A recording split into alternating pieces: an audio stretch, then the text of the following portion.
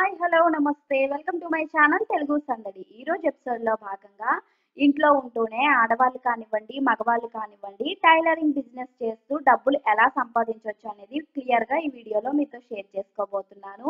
అయితే అసలు పెట్టుబడి పెట్టకుండా వేరొక షాప్లో మనం వర్క్ చేస్తూ కూడా టైలరింగ్ ద్వారా డబ్బులు సంపాదించవచ్చు. లేదా మనం మిషన్ కొనుక్కునే పెట్టుబడి పెట్టగలిగితే ఇంట్లో ఉంటూనే కూడా డబ్బులు సంపాదించవచ్చు అనమాట. అయితే ఈ వివరాలన్నీ నేను కాకుండా ఆల్రెడీ స్టార్టింగ్లో ఇంటి దగ్గర ఉండి టైలరింగ్ చేస్తూ ఇప్పుడు ఒక షాప్ని రన్ చేసే స్టేజ్కి వెళ్ళిన ఝాన్సీ గారితో అయితే మాట్లాడదాము. ఈ షాప్ అయితే భీమవరంలోని డిఎన్ఆర్ కాలేజ్ రోడ్లలో ఆంధ్ర బ్యాంక్కి ఎదురుగా ఉంటుంది. లావణ్య ఫాస్ట్ ఫుడ్ సెంటర్ ఉంటుంది. దానికి ఆపోజిట్లోనే జోస్నశ్రీ టైలరింగ్ అని ఉంటుంది. సో ఈవిడికి అడిగి తెలుసుకుందాము. ఝాన్సీ గారు మీరు చెప్పండి, టైలరింగ్ నేర్చుకోవటం ద్వారా లాభాలు ఏంటి అనేది మా వ్యూవర్స్. ఈ వృత్తిలో ఉండి టైలరింగ్ ప్రతి ఒక్కరికి ఎంత హెల్ప్ అవుతుంది నేను అనిపిస్తున్నాను. నిజంగా ఇందులో ఏ చిన్న పనులు వచ్చినా ₹1 సంపాదన మార్గం. అది ఇప్పుడు వచ్చినా అది ఏదో ఒక ఉపాధి. మరి ఇంట్లో కూర్చుని హ్యాండ్స్ వేసుకుని పాలు తీసుకున్నా చాలు. షాప్లే రన్ చేసుకోవాలి. మినిమం పిల్లల ఖర్చులు కానీ వచ్చేస్తాయి. అదే బేసిక్స్ నేర్చుకున్నా అది ఒక యూజ్ అయితే ఉంటది.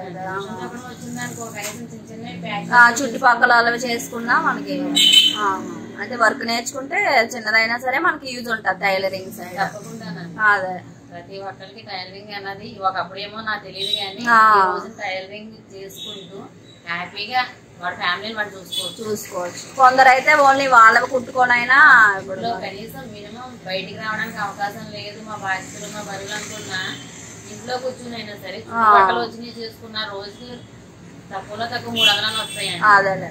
200-300 వచ్చేస్తాయి. ఫాల్స్ అవి వేసుకున్నా. మీకు మరి ఫస్ట్ లో వర్క్ అవి అంటే ఎవరిచ్చి తెలిసిన వాళ్ళకి చెప్పారా? ఎలా వచ్చే వర్క్స్ అంటే మీ దగ్గరికి చేయించుకోవడానికి? చుట్టుపక్కల ఇంటి దగ్గర మాక్సిమం ఇంటి దగ్గర చుట్టుపక్కల వాళ్ళందరికీ అలవాటు పడ్డాను. అలానే మెల్లమెల్లగా చేయడం. అదే ఒకసారి వచ్చాక మళ్ళీ ఎప్పుడు నాకు మిస్ అయ్యేవారు కాదు. అదే మెయిన్ అది వర్క్ వస్తే ఇది అడ్వాంటేజ్ అనమాట. అలా మెల్లగా సరదాగా మొదలు పెట్టుకున్నాను కాబట్టి అలానే ఆడుతూ పాడుతూ ఒక్కొక్కరికి చేసి చూసేదాన్ని. డబ్బుల కోసం చూసుకునేదాన్ని కాదు. నాకు అప్పుడు ఏంటంటే నేను పాట చేస్తున్నాను, చేయాలి ఇంకా చేయాలి ఇంకా చేయాలి అన్నప్పుడు.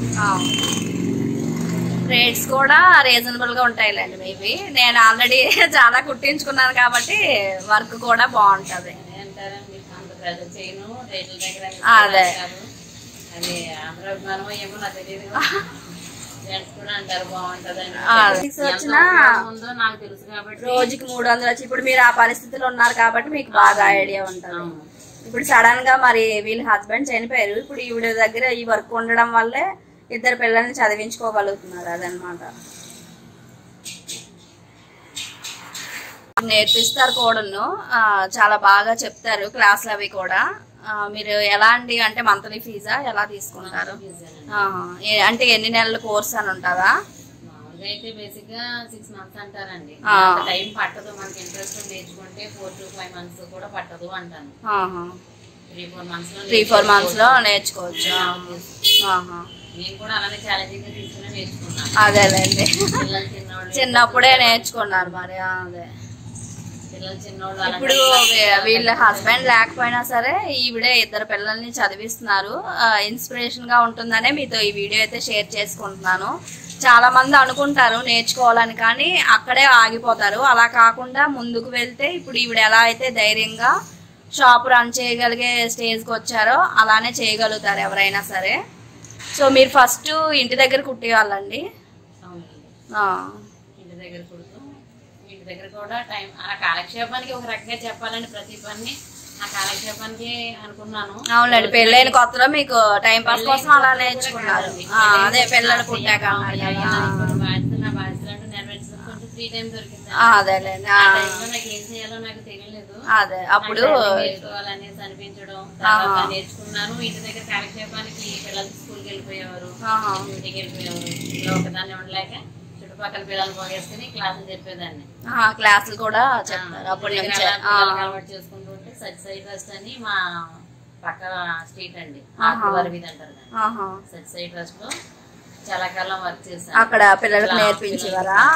సత్యసాయిలో మిషన్ టీచర్ గా వర్క్ చేశాను. అంటే అప్పుడు మీకు అక్కడ మంత్లీ అని ఇచ్చేవారా?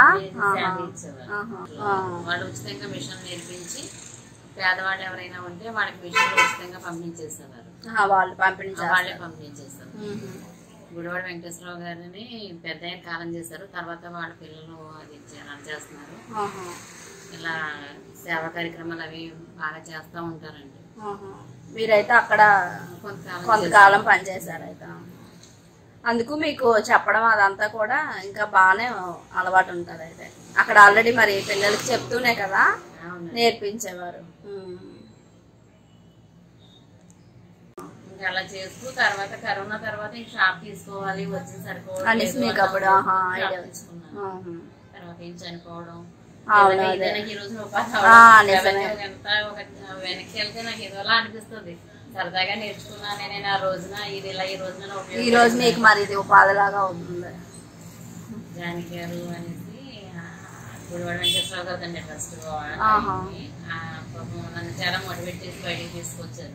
అదే నేర్చుకోవాలి, అదే మీరు ఇలా చెప్పాలి, అదే మనకి నేర్పించిన బట్టి కూడా ఉంటుంది. కానీ బాగా చూసేవారండి వాళ్ళు. నిజంగా నాకు బయటికి కొంత నేను బయటికి రావడానికి బయట ఇంట్లోనే ఉండేదాన్ని. బయటికి రావడానికి కొంత వాళ్ళే కారణం. ఫస్ట్ చెప్పమని స్వామి సేవ చేసుకోమని. స్వామి సేవ మీకు నిజంగా బాబా కూడా ఒక రకంగా. స్టార్టింగ్ మీరు ఎప్పటి నుంచి అండి టైలరింగ్ నేర్చుకున్నారు? 15 years బ్యాక్ నేర్చుకున్నాను. 15 years అయింది. నేర్చుకోవడం అయితే నేర్చుకున్నాను. ఏంటంటే నేను బాబు చిన్నప్పుడు ఒక ఎవరి దగ్గరికి నేర్చుకోవడానికి వెళ్ళాను. బాబు చిన్నపిల్లడు నేర్పమని అంటే మీకు మామూలుగా ఇంట్రెస్ట్ వల్లనే కొంచెం ఫ్రీ టైం దొరికింది పెళ్లి తర్వాత కొంతకాలం టైంలో నేర్చుకోవాలనేసి ఒక ఆవిడ దగ్గరికి వెళ్తే బాబు చిన్నపిల్లడు అప్పుడే డెలివరీ అవ్వడం అండి. అందు గురించి నేర్పించిన అంటే తర్వాత ఒక ఆఫ్టర్ మళ్ళీ ఒక 1 year ఆవిడ దగ్గర నేర్చుకుంటాకి వెళ్ళాను. ఆవిడ పేరు సునీత అండి. ఫస్ట్ ఆవిడ దగ్గర నేర్చుకున్నారు. నేర్చుకోవడం తర్వాత ఇంటి దగ్గర ప్రాక్టీస్ చేసుకోవడం అక్కడ నేర్చుకునేవి మరి మీకు ఇంట్రెస్ట్ ఉంది కాబట్టి ఎలా అవుతుంది ఉపాధి అవుతుందని అనుకోలేదు. అదే ఇప్పుడు ఒక షాప్ కు రన్ చేస్తున్నారంటే మరి ఫ్యామిలీని కూడా చూసుకోగలుగుతాం. అదే హ్యాపీగా సరదాగా స్టార్ట్ చేసింది. ఈ రోజు నాకు ఇంతలా ఉపయోగపడుతుంది. అదే అదే ఏదైనా ఇంట్రెస్ట్ చేస్తే మనకి అది యూజ్ అవుతుంది. ప్రతి ఒక్కరికి అదే చెప్తాను. ఫస్ట్ శ్రద్ధ లేకపోతే ఏ పని ఈ పనే కదా ఈ పని నేర్చుకున్నదైనా నేర్చుకున్నది కొంత టైం అయినా మనసు పెట్టి నేర్చుకుంటే ఏదైనా సరేనండి. అదే కాదు పిల్లలు చదువుమని ఇంకోటమని మనసు పెట్టి చేసుకుంటేనే లేకపోతే ఏది రాదు. ఆ ఇంట్రెస్ట్ శ్రద్ధ వాళ్ళకు ఉండాలి. అదే మేడం దగ్గర నేర్చుకున్న తర్వాత మా కాంపౌండ్ లోనే ఒక పెద్ద అయిన మెషిన్ ఇచ్చారు. ఆయన దగ్గర కూడా అది నేర్చుకున్నాను. మళ్ళీ ఈ కాంపౌండ్ లో ఈయన చేసుకుని ముచ్చరిపల్లి సత్యనారాయణ అండి. అయితే ఆయన దగ్గర కూర్చొని నాకు ఇంకా ఏదో తెలుసుకోవాలి అని టైలరింగ్ ఇంట్రెస్ట్ ఉండడం వల్ల ఆయన దగ్గర కూడా కూర్చొని ఆయన దగ్గర కూడా చూసి అలా ఏదో అదేలేండి ఒక రోజుతో మనకి వచ్చేది కాదు. నేను నేర్చుకున్న తర్వాత బాబు చిన్నప్పుడు నేర్చుకున్నానండి. తర్వాత దగ్గర దగ్గర ఒక 5-6 years ఇలా దీన్ని ఎలా కంటిన్యూగా ఒక లెక్క చేయడము లేకపోతే నాకు అలా స్టార్ట్ చేశారు. అలా మెల్లమెల్లగా ప్రొఫెషన్ వైజ్ అయితే ఒక 8 years అలా అవుతుంది. అవునండి స్టార్టింగ్ మరి షాప్ అది పెట్టాలన్నా కొంచెం ఇంటి దగ్గర చేసుకున్నాం. మంచి పేరే వచ్చింది. చేయడమేమో గానీ మంచి పేరే వచ్చింది.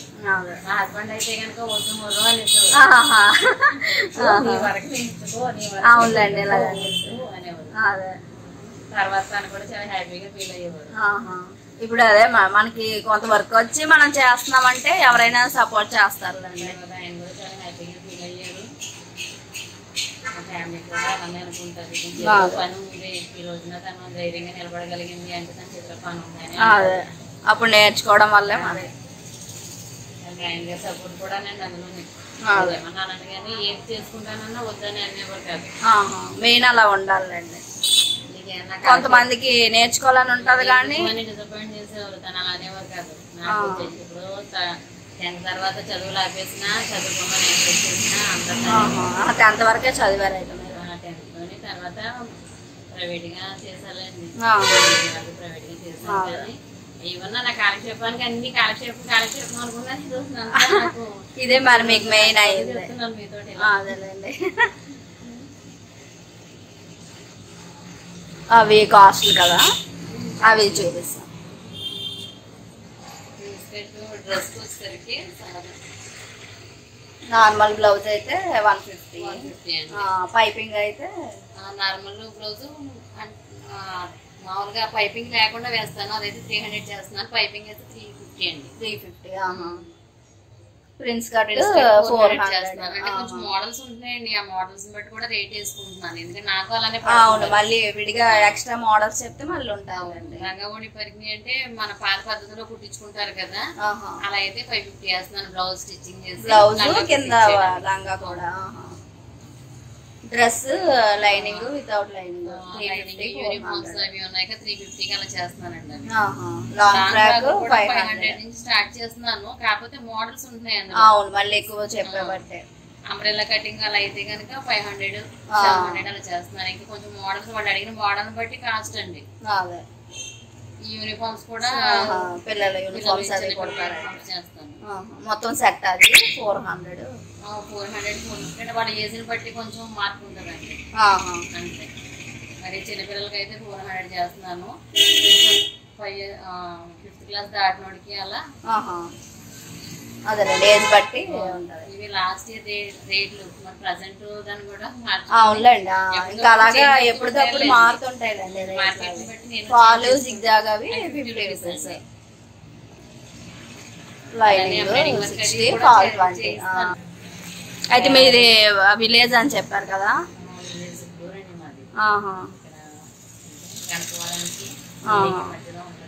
అక్కడ అదే అదే